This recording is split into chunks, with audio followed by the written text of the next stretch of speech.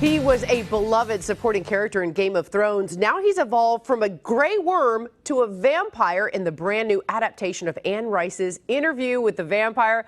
Please welcome Jacob Anderson. Good morning, Jacob. How are you?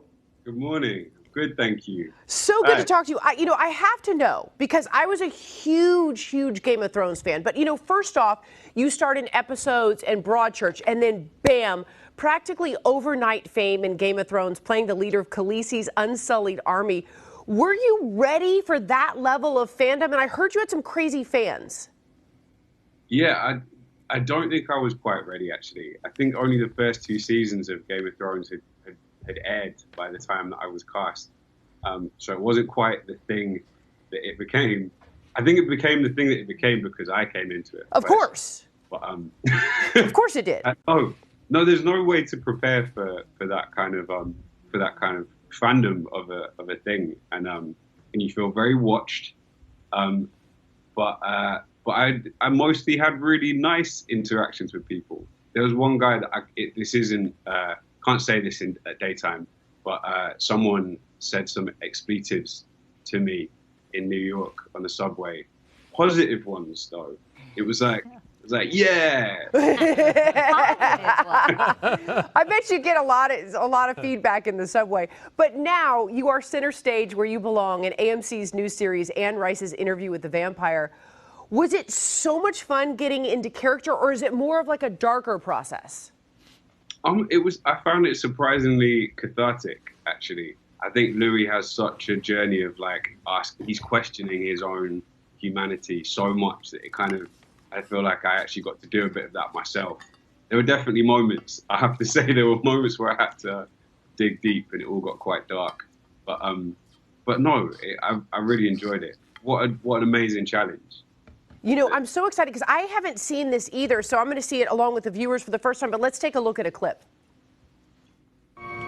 That was the last sunrise I ever saw. Perhaps the kindest thing the dark gift has given me.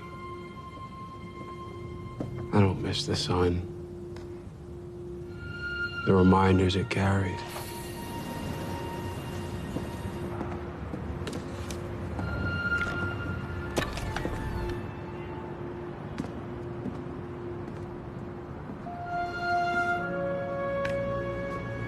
I've seen death over and over and over and over again. It's boring.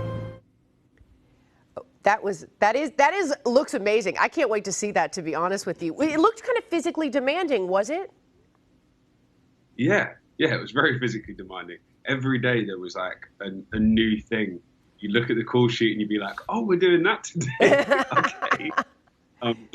But it was great, and I got to play somebody aged 33 and 147, and I got to kind of play with how he carries himself and how he speaks, and that was amazing. It was such an amazing challenge.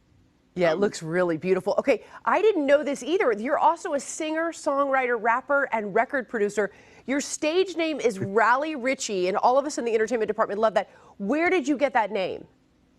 The name Rally Ritchie is a composite of 2 characters in Wes Anderson's Royal Tenenbaums, and they were the 2 characters that I felt that I related to the most: Richie Tenenbaum and Raleigh St. Clair.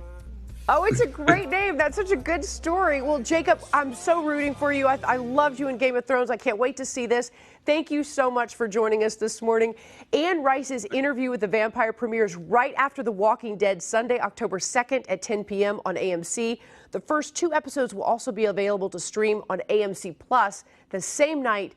That's on the same night, and then the new episodes will air weekly.